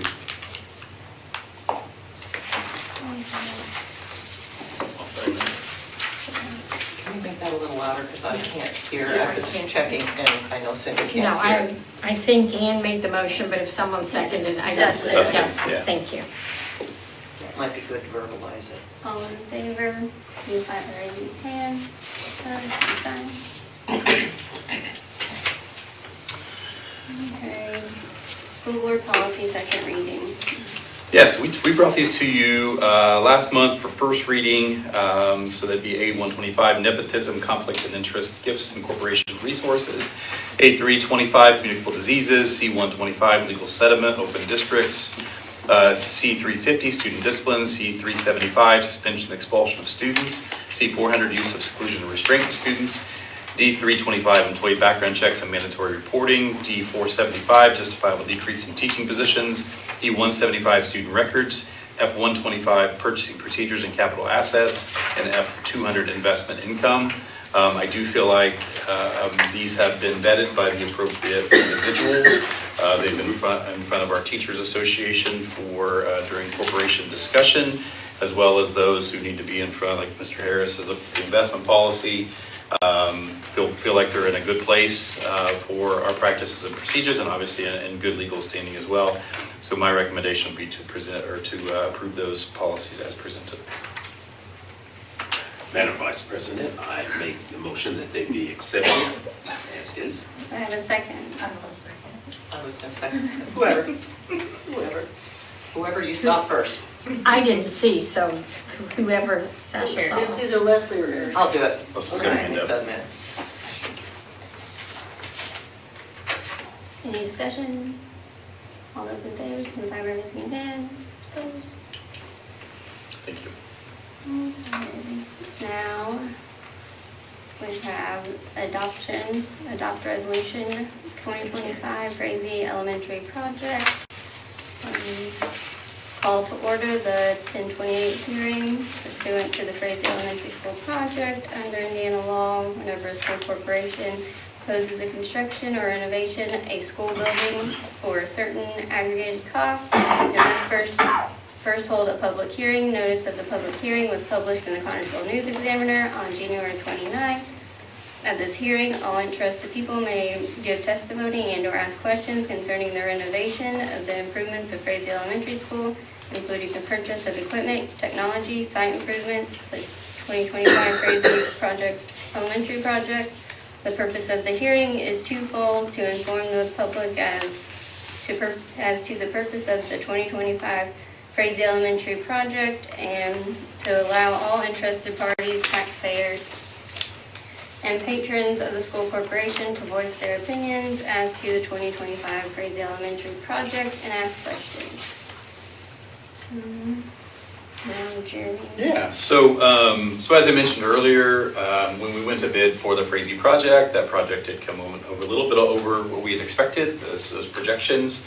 Therefore, we only accepted the base bid. Over time, we've found that there were some things that we really just need to get done. Our teachers need adequate storage in their classrooms, so we've designed some cubbies and some cabinetry that will go into those rooms. And also, like I said, the corridors. So it made sense to do the hallways at the same time as we're doing our classrooms. Those were not included in the base bid. Therefore, we have to ask for permission to spend additional funds on that. This is an ask of $499,000. That doesn't mean we're going to spend that much. Hear me on that. That's really important. That just means we're asking for permission to spend that if we need to. Okay, I'm guessing it's going to be much less than that, but I don't know exactly what those numbers are going to come in at, what needs are going to arise in the next, X number of months that we're doing the Frazee project. Where does that money come from? There could be multiple sources. Our operations account. We also have some other bonds that we're working with currently. So, for example, our bond that we took out just recently, just short of $1 million, that is paying for the renovations to our football field. As far as the bleachers, the bleacher project is around $775,000, Randy, give or take a little bit. That was almost $1 million bond, and so you have $225,000 there to work with, right? That we don't necessarily have earmarked right now for any other projects. And so, do you want to add anything to that, Mr. Harris? The thing I want everybody to learn and understand, and especially the new ones, when we did this the original bonds for the high school pool project and for Frazee were actually done in December of 2023. So more than a year ago. And with what legal requirements we had at that time, we went the maximum amount we could do without opening it to a possibility of remonstrance. Because of inflation, because net assessed valuation in the county has increased, it gives us a little bit more money that we can use up to that $500,000 mark or just short of that. And so that's why we were able to do this without a continue. We just simply have to have a hearing, and then the board can make a determination on it. But the other thing, and you saw this a little bit in Chris's presentation, Frazee, out of all of the elementary projects we had, was also, I think, the lowest cost of elementary that we were going to do. There were multiple other reasons why the board decided to do Frazee at that time, but realized going forward that $6 million was not enough even to do the base level of Frazee. So we're bringing in other funds, increasing the cost ultimately of the project to do that and to get these things, because we really had a project that we could have done all this work in the classrooms, heating, cooling, plumbing, and those kind of things, and you literally would walk into the building and saw the old carpet. You would have seen the same paint on the walls. You would see the main office looking identical to what it is. You would have seen the same light fixtures, and this gives us the flexibility to spruce those areas up and do it within the legal limits that were set there and go forward with it. And as Mr. Duncan said, we have some other bond money we can use, but we also have funds that we can allocate in the operations fund. The other thing, just to tell to the taxpayers that may be watching, this in no way affects tax rate up or down, has absolutely no effect on it, so it's within existing funds, so this isn't a tax increase in any way. It's just simply giving us the authority to spend existing monies towards this project that we didn't have before. Yeah, and if you remember, we actually, even with the additional debt we took on, with $1 million that we took on most recently, our tax rate still dropped from what, $1.17, $18 to $1.09-ish. Yep. So our taxpayers, obviously, that's a good thing, right? Because we're being responsible to those folks that we serve. So, I was going to say one other. Oh, yes, I should say this as well, that we're running into the same similar conversations with the pool, and we haven't even started yet. So just know that we may come back to you at some point and have that conversation. The conversation right now is, can we effectively, the bleachers were not part of, in the pool area, were not part of the base bid, right? So if you've seen them, I mean, they're rusting through, like they're in bad shape. So the conversation right now is, can we even take them apart, get them out, store them, and bring them back in? Like, can that even happen? Randy and I were over there today. How are we going to get them out the door, without like completely disassembling, right? So those conversations are happening too, and we may have to have further conversation about that pool project later. That's very similar. Understand within the projects as well, there is contingency money that we have, right? That's built into the project, right? We'll always use that money first. I say first, we want to save it because we don't want to use it unless we have to, because there's stuff comes up, right? All the time in these projects. We have change orders constantly, but that money's there. And also each of those subcontractors also have allowances that they can work within as well if they have overages as well. So the hope is we take care of as much of that as we can with contingency funds and such, and don't have to dip too far into the extra money that we're asking to spend, but we just don't know yet what that's going to look like. Things come up in the course of a construction project. So this company we use for the football bleachers, they don't happen to do indoor bleachers in pool areas, do they? We've had that roll around and. We haven't had that yet, but. Speaking of, they were out actually doing some land clearing yesterday, getting ready for concrete work, so, yeah. Because they were apparently a very good find for us to take care of that project. Yeah, we're hopeful. I mean, we don't see anything erected quite yet, but as soon as that's done, we'll feel a lot better about it. But we essentially got that project for less than half of what it would be otherwise. So. Now, your testimony and questions from the public. Okay. I'd like to take a motion to adjourn this meeting. I'll make that motion. Second? I'll second. Mr. Harris, do we need to actually take a motion to approve the resolution? I think we do need a motion to approve the resolution. Yeah, and that's okay. We're okay. So do we need to, I don't think we took a vote to close the meeting yet. So yeah, let's go ahead and just shift that, and let's go ahead and, this is my fault, I apologize. Let's go ahead and take a motion to approve that, to adopt that resolution, 2025-01, and then we'll close the hearing. How's that? So. Motion to adopt the 2025 resolution. I'll make the motion. I'll second. Any discussion? All those in favor signify by raising your hand. Those opposed, same sign. Thank you. Sorry about that. Oh, you're fine. Now we can close the hearing. Now, I'd like to take a motion to adjourn. Go back to that. Go ahead. Give us That motion. I'll say. Sorry. Discussion, all in favor, raise your hand, those opposed, same sign. Okay. Discussion items. School board policy, first reading. First reading of the new board policy. So we were able with our new discussion groups for Ann and Sasha to be together, and we looked through these and went through them with a fine tooth comb. I think we feel like they're in pretty good shape, obviously, to bring before you. So Didn't have too many questions, and some of the things, the questions that we did have, you said would be basically handled through administrative policies. So they didn't need to be in this, but sure. through administrative action, so yeah. Yeah. Thank you for having us do that. I think that was thank you. incredibly We'll continue to do that throughout the process as we get new policies every month. So B100 is board authority and philosophy, basically just spells out the basic authority of the board. B125 is school board leadership and support. It just spells out the roles of board president, vice president, and secretary. I know that we had questions before about a vice secretary. That language has been removed.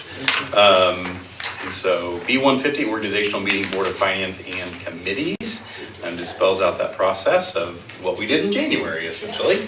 B225, Board Meetings, gives a basic outline of when we meet, how we follow Robert's Rules of Order, types of meetings that we have as far as executive sessions, regular sessions and such.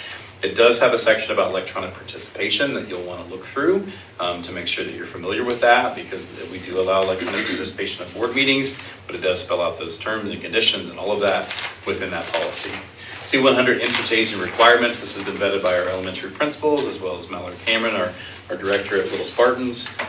Just talks through that process of entry age requirements for our students. There is an administrative guideline that's attached to that, that's with that is in much more detail as far as our processes that we'll have administratively. C250, Title I Parent and Family Engagement, required policy that spells out the steps the corporation that we should take with our parents that are involved in Title I programming.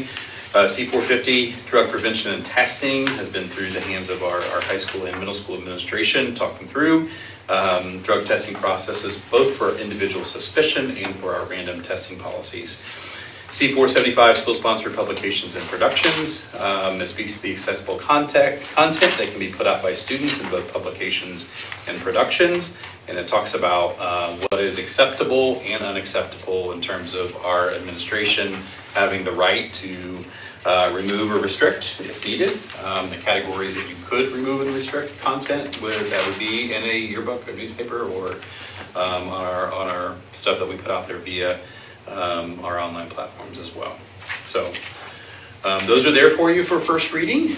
We can massage them and change them if we need to before we bring them back for a second reading. You all have them in your hands in their fullest capacity, or full forms, I should say. So if you have any questions, you're welcome to bring those to us. I'll be sending an email tomorrow to CCHA to say, hey, send me the next batch, and then we'll get those rolling as well. Okay? Any questions at all? Thank you to the two of you for your hard work on that. I appreciate it. Public comments. A person wishing to make the board aware of suggestions, ideas, and/or comments may address the board at this time. Comments which involve personnel or students must be discussed in private.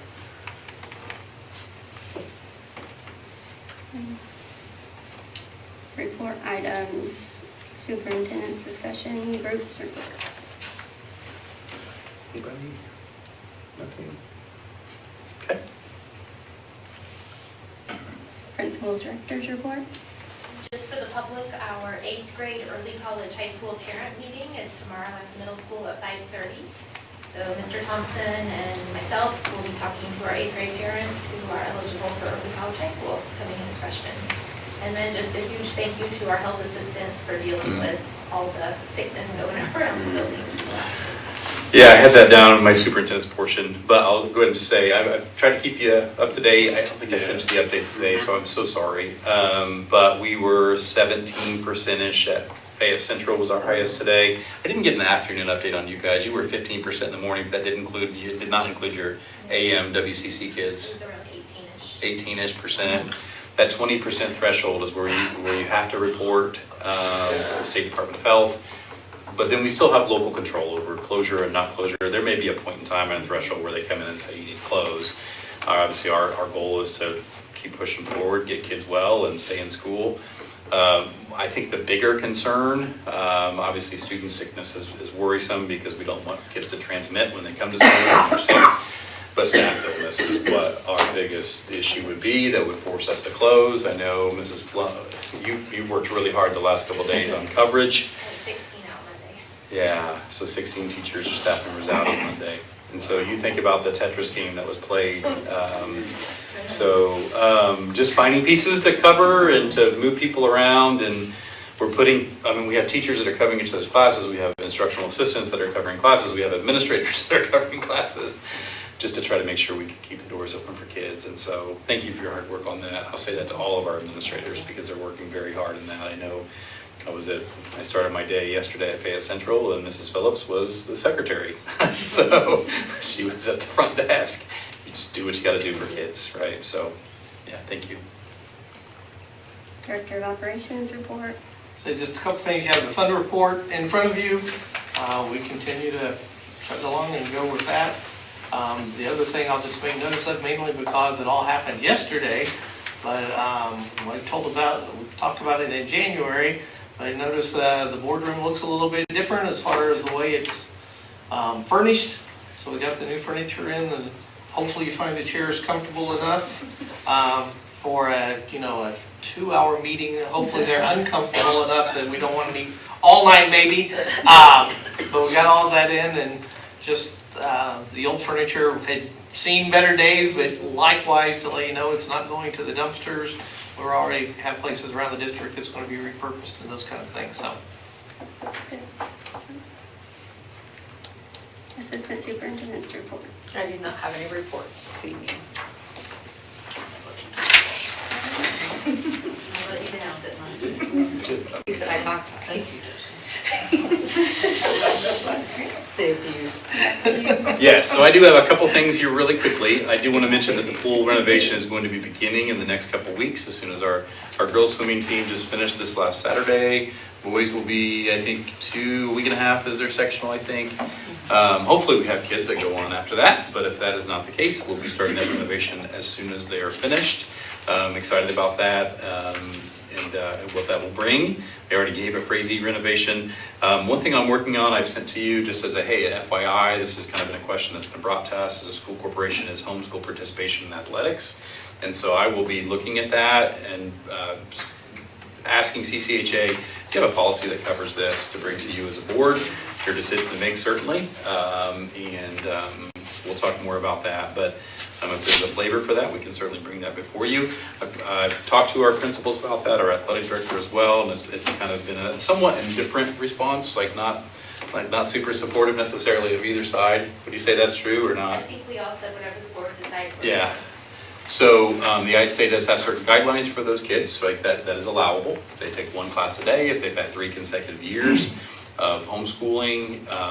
There's a few other things as far as grades and making sure you can improve those grades and things like that. But yeah, so I'm going to work with CCHA to see what I can get in writing for you to bring to you if there's a desire. If not, it's okay too. It's okay. I don't think that's been a practice been allowed in the past. The reason it was brought to me, so I brought it before you guys to say, hey, this is a question that's been brought to me. What do you think? Like, is this something we want to step into or not? We can certainly make that decision though as a group. Okay. Power School data breach. We met. Terry and I met. Was that today or yesterday? It's been a long day. With an attorney who essentially was providing some guidance and support to make sure that we as a school corporation are taking all appropriate steps regarding our Power School data breach that we had. If you recall, Power School had this data breach nationwide, worldwide, essentially. With their customers. We are aware that is concerning for constituents. It certainly is, and it does affect both past and current students and past and current employees. And so the credit monitoring and different things that they're providing will be coming, but we just want to make sure, again, that we're doing everything that we need to do. So we're working through our insurance company to work with this law firm to make sure that we're doing everything that we need to do. These are experts in the field. Would you say, Terry, this is what they do? So anything to add to that at all? It's going to be a long process in my assessment. Yeah, and they're dealing with, I would conjure millions of files and data. Like it's the breach itself generated 15 terabytes of messages. That doesn't mean that was the data. That was just what was collected up that said. So 15 terabytes, that's a lot.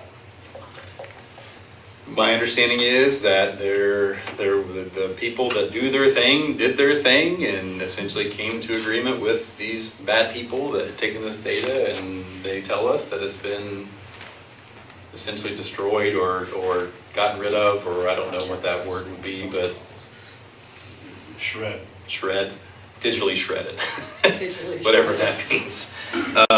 But obviously we still want to make sure we take appropriate steps, and so we're working on that.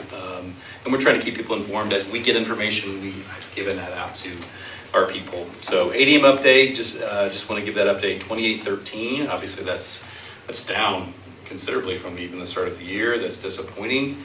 And I think I sent you guys some information as far as why that is. We do have a good handful, I think 30-ish early graduates this semester. Is that right? 32 early graduates? 30, Kim? Okay. And so, so that's a part of that number, right, as students have finished early. So I've given you a few updates. Just want to say January 20th, Professional Learning Day. I know we haven't been together as a group since then. Went very well. I think it was, the format I think was well received, and the data that I received as feedback from staff, and those who presented did a wonderful job. Mrs. Giesing was one of them. Mr. Harris was one of them. You were one of them. So we had lots of people on our staff that were teaching each other, right, and building that culture of professional learning, which was really awesome. We have a calendar team. We'll be meeting on Thursday. I hope to have a school calendar to bring to you in the month of March at our board meeting on March 11th. And so we could potentially be looking at a little bit of a deviation for next year's calendar because of the fact that we don't have built-in snow days, and that we have obviously found that to be somewhat problematic, right? So we have been in communication with the state of Indiana. The state of Indiana has given me permission. What'd you say, Kim? Was that? It's in writing. It's in writing. That we could do 2 more asynchronous days this year if we had to. Now, I don't know how that works if you close one school building for illness and not the rest, right? Like, I don't know. I have to communicate with the DOE on that as far as what that looks like. But for weather-related closures, if we would have some more weather, I know we have weather coming in tomorrow night, potentially. I know we're kind of in a bubble, but you know how things change, right? We could very easily get the weather that other people were supposed to get. That would allow us to do 2 more asynchronous days, so our principals know, make sure those Chromebooks go home tomorrow night and any other night that we could potentially have bad weather, because we could do an asynchronous day on those days if we need to, which is good, right? Because that means we don't have to come back in the month of May because we don't have those makeup days built in. So, okay. Kindergarten Roundup, April 9th and 10th. We're starting to push for that as far as pushing information out. And other than that, I think that's all I have. So, Jeremy, do we have open house at Career Center Thursday? Is there open house Thursday? Did I miss that? Okay. Thursday night. So, Do you know what time? Okay. I think it might be 5 to 7. 5 to 7 possibly. This Thursday? Thank you. Yeah.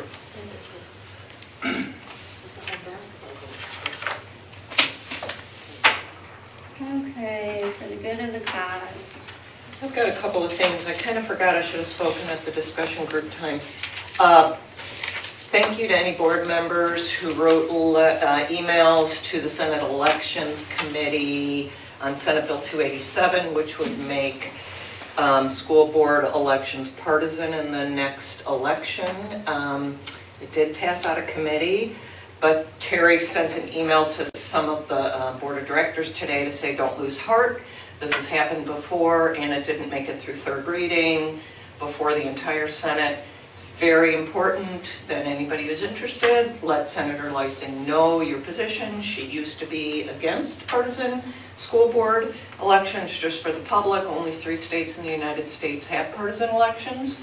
A few other states have local control, and I do know that ISBA is going to be looking if possibly an amendment, if we get to that point that it looks like it's going to pass, they might seek an amendment to allow local control on that. Tomorrow, House Bill 1230 is being heard in the House committee that's in, and I can't not remember the appropriations, I think, I'm not sure. That's, and any school board member should have gotten an email today. It has a list of all the committee members. If you, again, want to take the time to send an email. I sent mine today. Yeah, he gives all the email addresses. You can just click and copy and set those in there. And I do want to say it does make a difference. I'm sorry. It does. It does make a difference. I mean, I 2 know years it doesn't ago, feel like it does sometimes, but it's what prevented the bill from passing. And I testified in front of the Senate Elections Committee. It was a very interesting day, and to hear school board members speak was, about their various positions. our dear friend Chris would not be allowed to serve if they're partisan elections because his employment is paid by federal monies and the Hatch Act does not allow, the Federal Hatch Act does not allow federal employees. We have, in the state of Indiana, I think we have 7 school board members that are federal employees that ISBA knows about. We also have about 15 school board members in the state of Indiana that work for judicial systems courts. And Indiana Judicial Code states that you cannot seek partisan offices if you work for the courts. So those folks would automatically not be able to run again, or they may have to leave their office. And that takes away, some good board members. For sure. Lots of other talking points about it, I won't go into it, but, so that should have come up in discussion group. I do want to say, since the last time we met, we lost 2 Fayette County educators.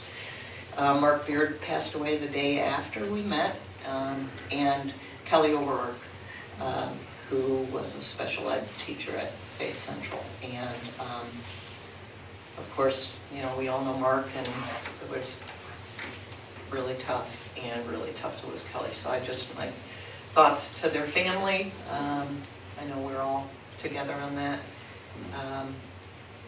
And then last, a couple of, the girls sectional went really well. All the girls made it to finals on Saturday. I'm eager to see how well they did, but that was pretty exciting. And then I want to thank you, Jeremy, for the marketing you're doing for our school corporation to try to get more kiddos back here. And, one of the exciting things about having you as superintendent is you were the only superintendent on the east central side of the state that increased enrollment in his previous district. So we have high hopes for you. Well, if the first 6 months are any indication with our declining enrollment still, I have failed in that No, it's regard, such a huge issue. I know it's very hard to tackle, but I appreciate all your efforts. Well, thank you. I mean, the reality is great things happen here every day for kids. Yeah. And how do we sell the good news of what is happening? And that's the truth. And I do want to say just something really quickly, and I'm sorry I remiss in regards to Mark and those folks that we lost. I'm Kelly, and it's just, there are days as an educator that are bad days, right? And there are days that are just really hard days. And so I say those days upon Mark and Kelly's passing were hard days. And the reason I say that is because I saw the resiliency and the togetherness of people coming together and loving each other. And that was incredibly fulfilling to watch. As hard as it was to lose people that we care about and people that are part of the family, it brings my heart joy to see people come together. And I will also say, in regards to the partisan elections, I've always taken a stance that there's really no place in the boardroom for politics. I do recognize that there are places where politics and morality, that kind of line, get a little bit gray at times, right? Like that becomes hard to discern. But there's really no politics in regards to what's best for kids, right? So that's my thing. I stand very firmly in that place. I look at someone like Chris, and it would be an absolute travesty if we were unable to have Chris as long as he was willing to serve and the community wanted him to serve. And it makes me really sad to think that a decision may be made that would not give him that option. And so I'm hopeful that our voices will be heard on that, and we're doing what we can. Doing what we can on other bills as well, and other potential legislation, and screaming from the rooftops as much as we can. And I just want our teachers and our staff to know, and our people, that I'm fighting for what's best for those in Fayette County and our school corporation. I've been in communication with Mayor Frank about Senate Bill 1 and the tax implications, and we're fighting that battle together. I've been in contact with our city and county officials on that as well, just trying to make sure that everyone is well informed on the implications that we could see. $4.5 million of lost funding just in 26 alone, if that would come to be. And so it's worrisome, but again, we're going to keep fighting that good fight for the people that we serve. Maybe 5:30 to 7:30. 5:30 to 7:30. Okay, thank you. Is that Thursday? Yes. We have a home basketball game that night. NC Central. Motion to adjourn. That's. Madam Vice President. Do I have a second? All in favor? Signify by raising your hand. Opposed, same sign. Okay. Thank you, everyone. That was